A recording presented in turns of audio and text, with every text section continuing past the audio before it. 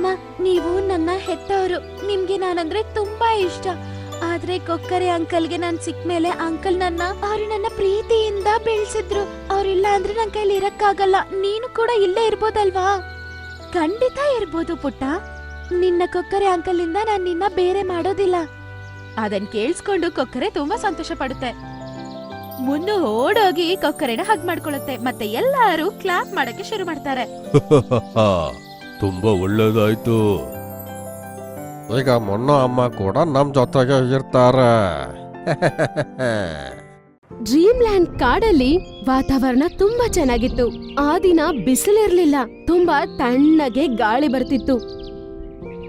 ಅರೆ ವಾ, ಇವತ್ತು ವಾತಾವರಣ ಎಷ್ಟ್ ಚೆನ್ನಾಗಿದೆ.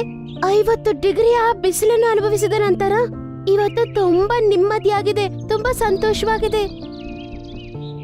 ಕಾಡಲ್ಲಿ ಎಲ್ಲಾ ಪಕ್ಷಿಗಳು ತುಂಬಾ ಸಂತೋಷವಾಗಿರುತ್ತೆ, ಆದ್ರೆ ಸೋನು ಮಾತ್ರ ತುಂಬಾನೇ ಬೇಜಾರಾಗಿ ಇರುತ್ತೆ. ಈಗ್ಲೂ ಇಷ್ಟು ಮೋಡ ಮತ್ತೆ ಚಳಿನ, ಮತ್ತೆ ಮಳೆ ಬಂದ್ರೆ ಏನಾಗುತ್ತೋ?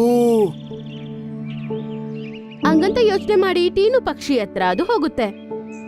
ಅರೆಯೋ ಟೀನು ಹಕ್ಕಿ, ಮನೇಲೇನಾದ್ರೂ ತಿನ್ನಕ್ಕಿದ್ಯಾ? ಆಕ್ಚುಲಿ ನನ್ನ ರೆಕ್ಕೆಗೆ ನೋವಾಗಿದೆ, ಹಾಗೆ ಆಹಾರ ಹುಡ್ಕೊಂಡೋಗಕ್ಕಾಗ್ತಿಲ್ಲ.